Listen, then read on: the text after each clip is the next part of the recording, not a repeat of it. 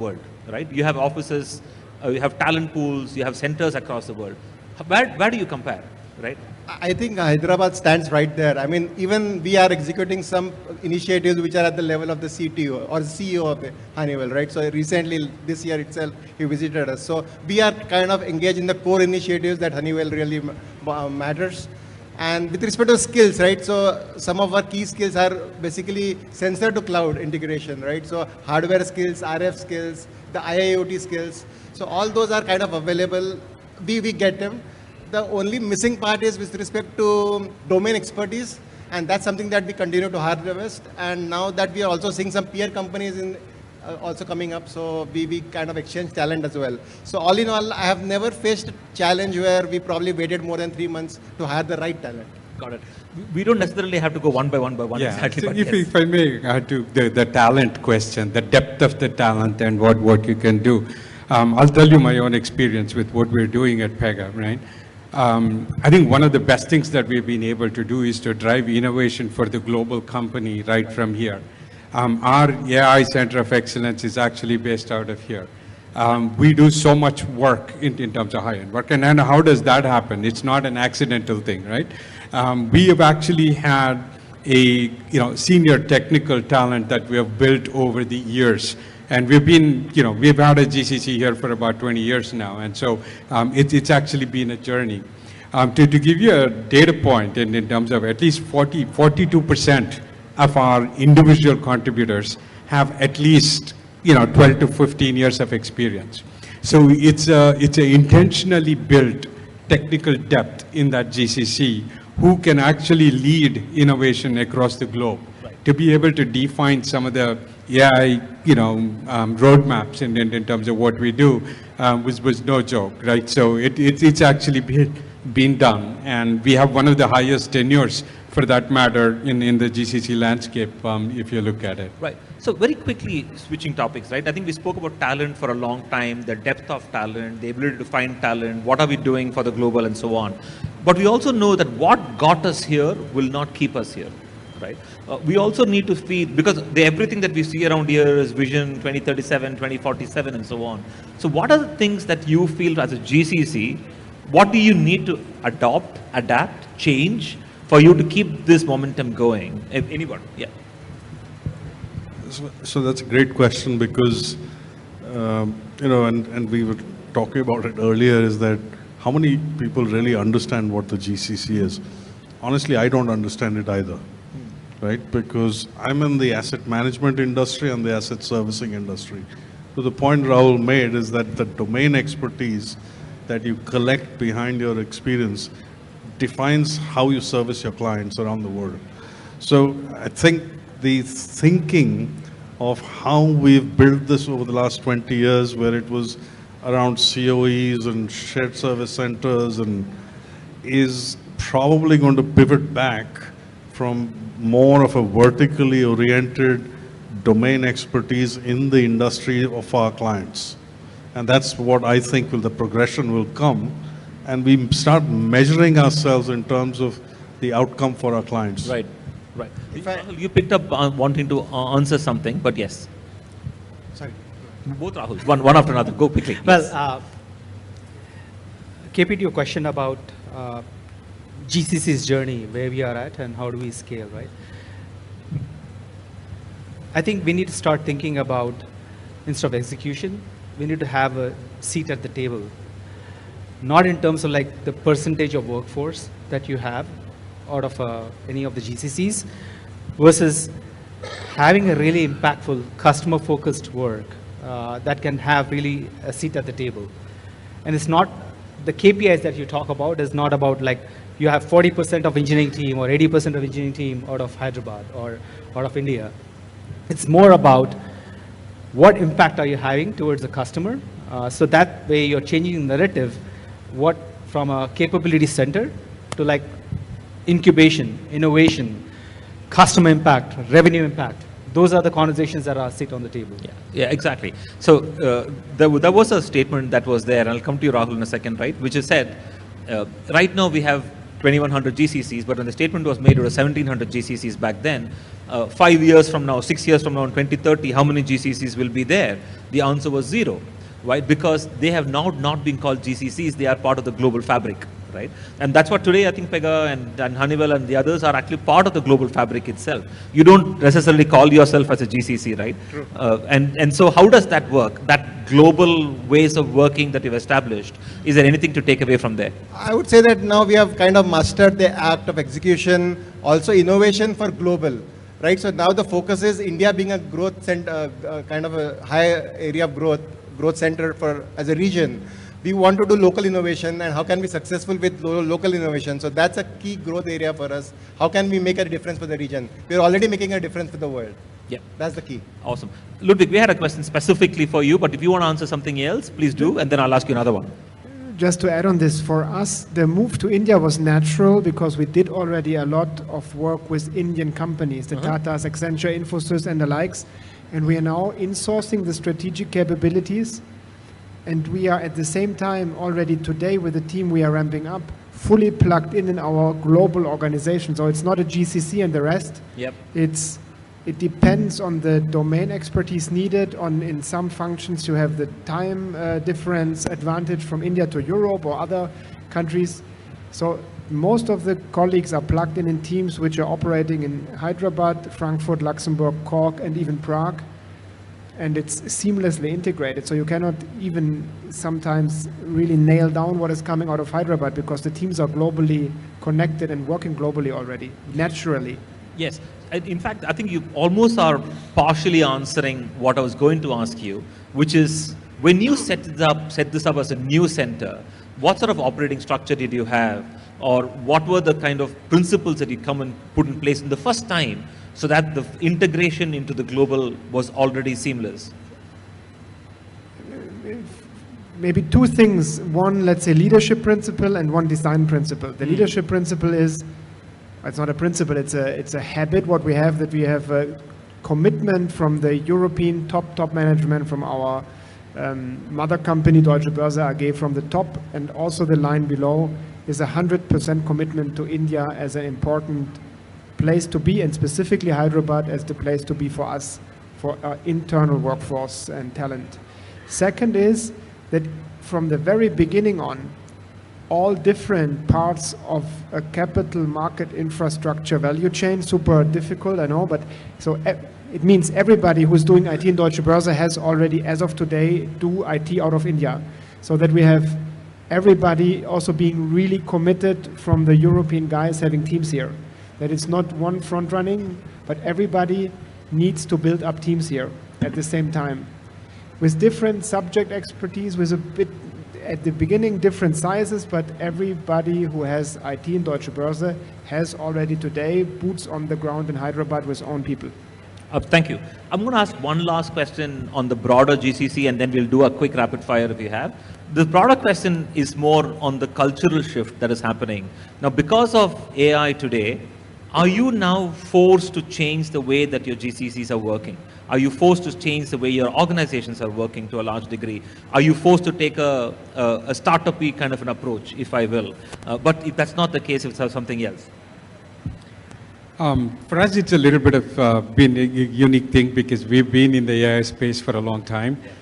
We've used AI, the traditional statistical AI, stuff for more than a decade for that matter. So it was a natural progression when generative AI when agentic AI came through. It was a very easy, transition for us to be able to build those technologies into our platform. So for us, it was an easier transition. And to your point, in terms of from an organizational perspective, I don't think it's a technology problem. It's more of a mindset problem. It's a change management problem.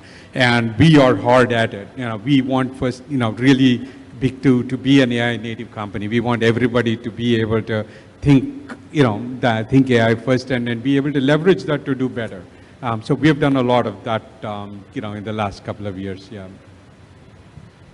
So I think the couple of things in terms of, how we've looked at Gen AI and agentic AI. Clearly, there are two tracks, right? So there is applications of the use cases which are on the existing structure of the organization.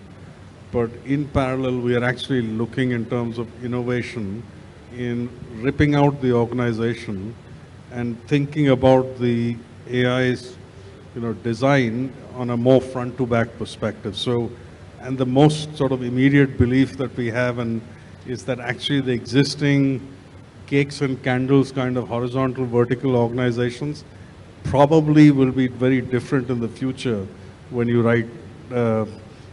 take AI support, and we're seeing that come through. Cool. Anything else? No, I mean, AI is a topic which is already there everywhere. So there's no specific Hyderabad-based AI challenge, I would say. It's the challenge we have in every single location, which is adoption, but also proper governance and risk framework around. And third, processes which are ready for AI. Because if you throw AI on a broken process, you have a broken process with AI. I call it agentic AI is for me sometimes a bit this robot process automation on steroids. Also there, if you didn't do it properly, there was shit in, shit out. So this we have to avoid. Well, just to, talking about AI, right? One observation or one phenomena is a lot of the companies start, kind of doing things because of a mandate or because everybody else is doing it. Essentially, it kind of feels like, companies are looking at AI as a hammer and they're looking at a nail to bang on, and everything, you need to actually go bang that hammer. That's really not going to help anybody. That's why you will also see a lot of these talk about 95% of the pilots being failures or what have you. I think what Arina was talking about as far as looking at the right use cases and you're not necessarily solving vanity stuff, with AI, and you're actually really making a difference. Yeah, I just want to add, a lot of what I have seen, it's for ABC Fitness, we have just been a year into the journey, right? It's about building teams. And the narrative that is being changed is driving from a AI strategy, incubation, innovation, and being perseverant on driving those projects that are AI related. And that's actually, that puts you in the front. I know there's a lot of nervousness or anxiety around and risk around AI, but that's the opportunity, right? You have it, and you need to lead with it. It's not like, yeah, let's wait, let's see. That's where I differ from the opinion about it, and that's an opportunity I see, is to lead the way. That was going to be the start of my rapid fire question. We're going to start with Rahul. Sure. Do you feel that AI is going to take your job? No. Anyone here? Well, I hope some part of my job. I wanted to make it easier. I certainly don't want to be doing everything I'm doing, so I could be doing a lot better, I think, So I do hope it does take some of mine. I mean, it probably changes my job in a different perspective. All has been said, I hope not, but as the colleague said, partially, hopefully, yes. Yeah, but yeah, great answers, right? I hope it changes some part of my job and it takes away some part of your job as well, so which is perfect. One myth about GCCs that you want to either reinforce or shatter, either way.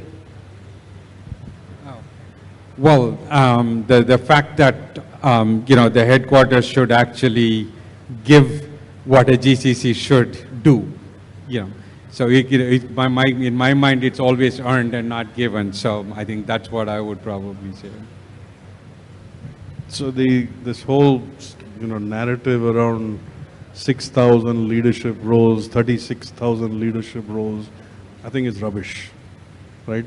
Everyone employed in these institutions are performing roles for functions, supporting clients somewhere in the world or the other, and many of them are clients in India as well.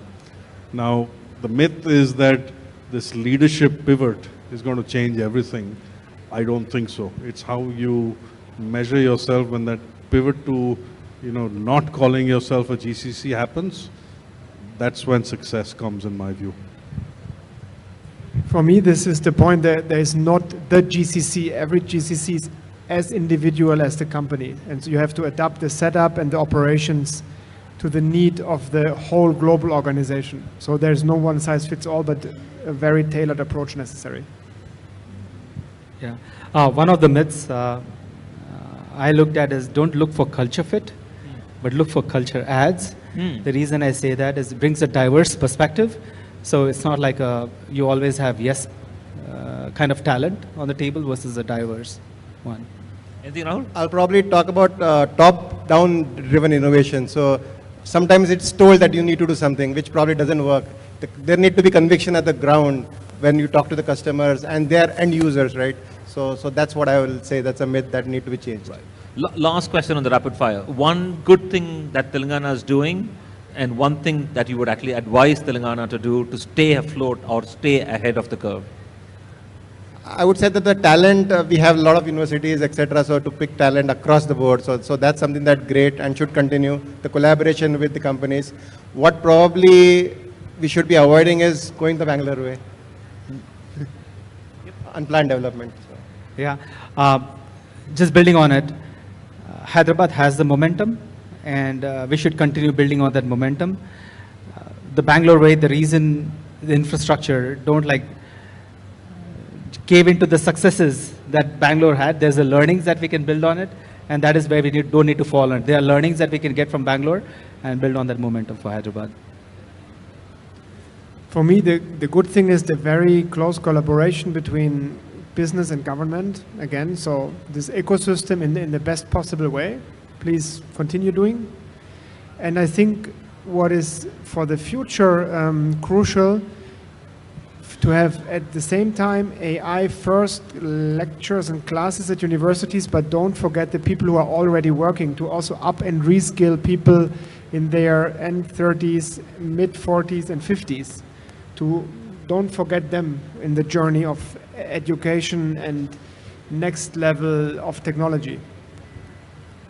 Yeah, I think I was, while walking, or not walking, actually driving to this venue, the first board you come across is the Chief Minister making a statement that the Hyderabad is competing with New York, London, and Singapore, blah, blah, and it's not competing with other Indian cities.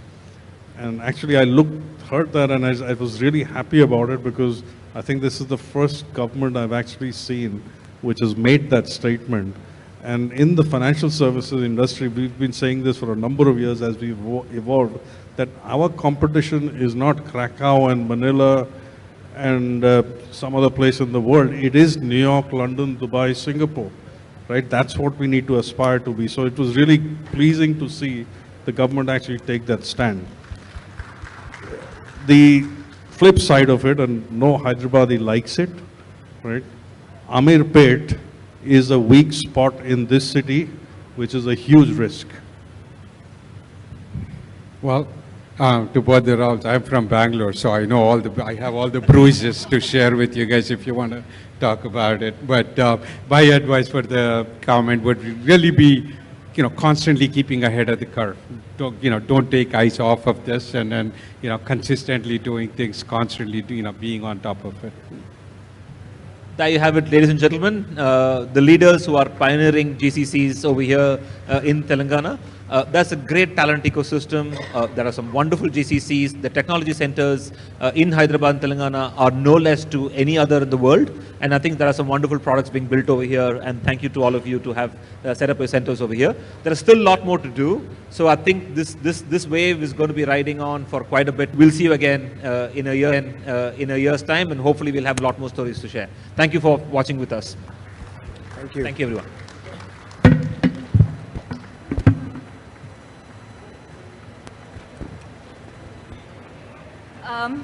Thank you all for this lovely panel session. It was a bang-on session indeed, and thanks for all the support that you have been lending so far. I now request Secretary to Housing, Shri VP Gautam, to felicitate the panel members.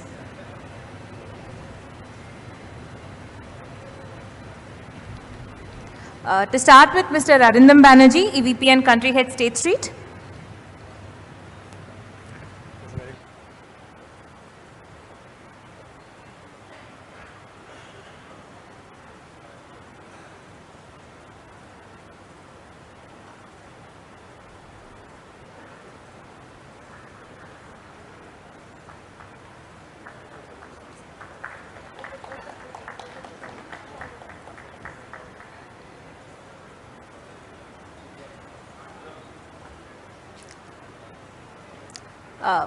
Mr. Deepak Vishweshwaraya, SVP and India Head, Pega Systems.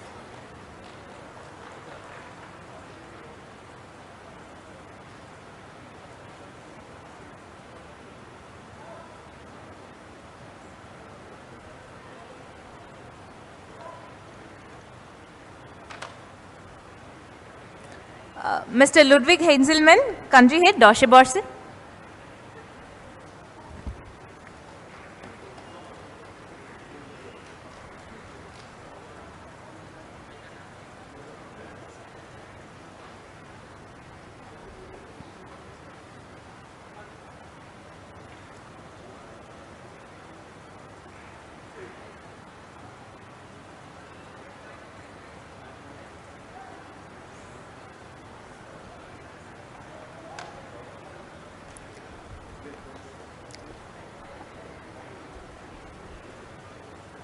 Mr. Rahul Das, Country Head, ABC Fitness.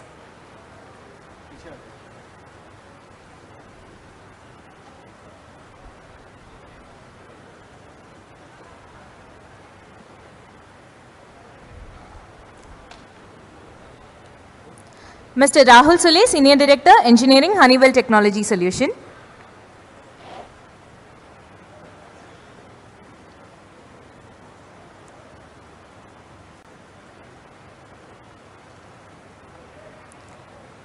And last but not the least, the moderator of the event, Mr. Karthik Padmanabhan, Managing Partner, Zinov.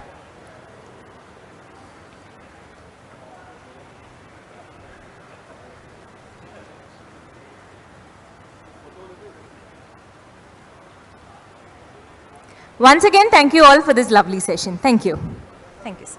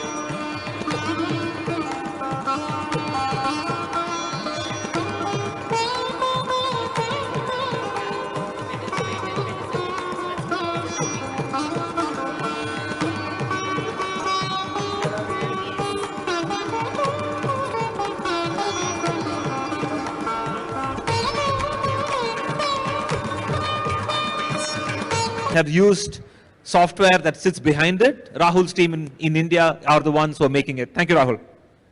All right. Now we have the financial whiz kids that we have right now.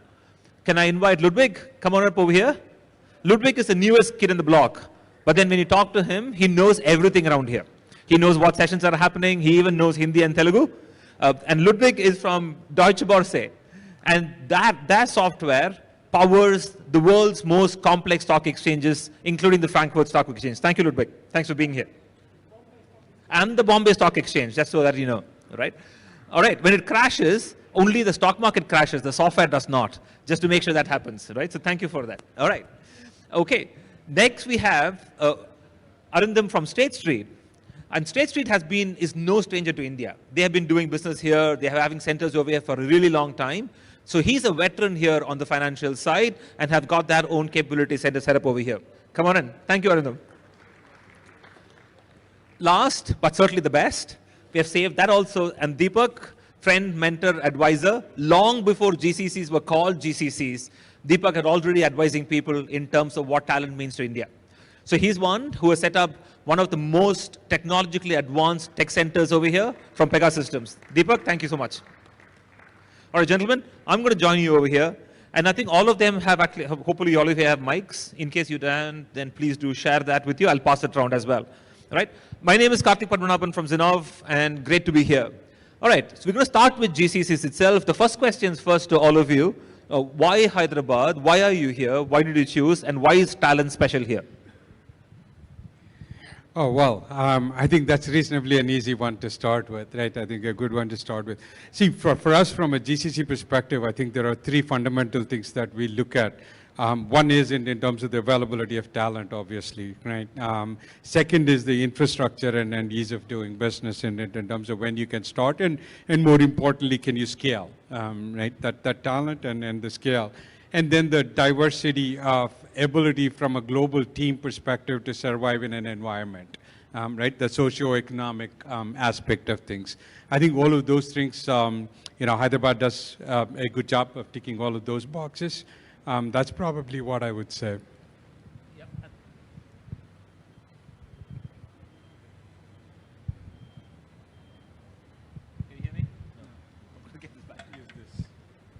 So what we're going to do in this session, and keeping it to about 20 minutes, is to have really sharp, quick ones that we go. The question is, when you said talent is one of the reasons and ease of doing business, do you think Hyderabad actually has the best talent in India? Or is it more scale of talent, availability of people? What makes it over here?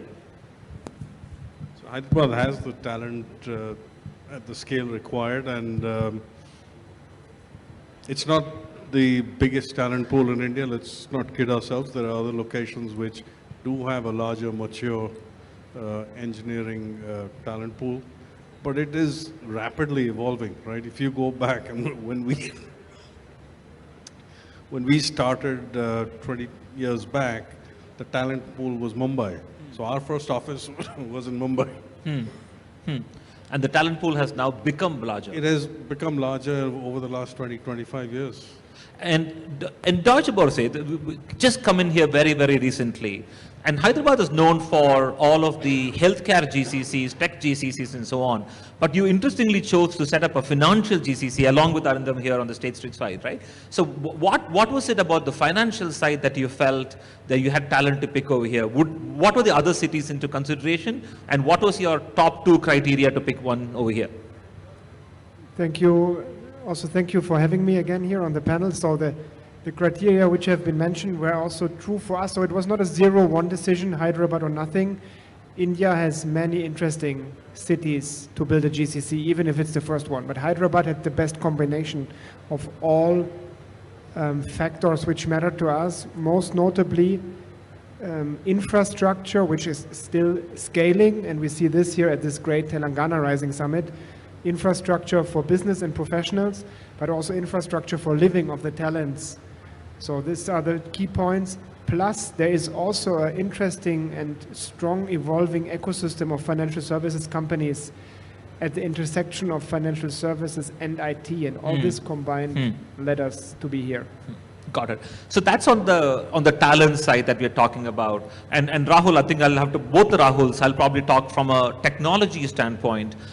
If you are talking about bleeding edge of technology, if you're really talking about saying high-end talent, not scale of talent, because most of the centers we talk about scale, right? But tell us about talent depth. Do you find really good, strong engineering background, engineers over here who can solve problems in the AI era? You may be able to find them, but you might have challenges as well, right? So talk about maybe 1 or 2 of those challenges that you're seeing over here with respect to finding that depth of talent. But if you find them, are they able to deliver to that world class that we were talking about? Hello everyone, it's a pleasure to be out here. KP, it's a very relevant topic in terms of AI strategy. And let me put it this way, and I will not be honest in terms of like, do we have talent in Hyderabad? Yes, but ability to go deep and finding the right talent is key. And there have been challenges in terms of finding that talent. The reason I see that Hyderabad has great potential is because just of the ecosystem, and also there's been a lot of well-known GCCs that have been able to grow in that area. And so that is the reason it's easier to find the AI-based talent. But having said that, it's about also the ecosystem where you get in-depth talent is having like very deep education system around it that really harnesses where you go by. And AI is a very recent technology if you think about it. So that's where you can go deep and finding those. If I name through in Hyderabad, Triple IT Hyderabad, IIT Hyderabad, where there's quite a bit of investment that goes into research on AI. So. And Rahul Sule, in Honeywell is a very different organization, right? In terms of what all do you do? It's not the classic typical IT only. It has IoT, it has technology, it has hardware, it has integration, and so on. That sort of mix is what you're seeing today. And you have offices across the world, right? You have offices, you have talent pools, you have centers across the world. Where do you compare, right? I think Hyderabad stands right there. I mean, even we are executing some initiatives which are at the level of the CTO or CEO of the Honeywell, right? So recently, this year itself, he visited us. So we are kind of engaged in the core initiatives that Honeywell really matters. And with respect to skills, right? So some of our key skills are basically sensor to cloud integration, right? So hardware skills, RF skills, the IIoT skills. So all those are kind of available. We get them. The only missing part is with respect to domain expertise, and that's something that we continue to harvest. And now that we are also seeing some peer companies in also coming up, so we kind of exchange talent as well. So all in all, I have never faced a challenge where we probably waited more than 3 months to hire the right talent. Got it. We don't necessarily have to go one by one Yeah, exactly. so but if I may add to the talent question, the depth of the talent and what you can do.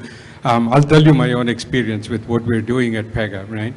I think one of the best things that we've been able to do is to drive innovation for the global company right from here.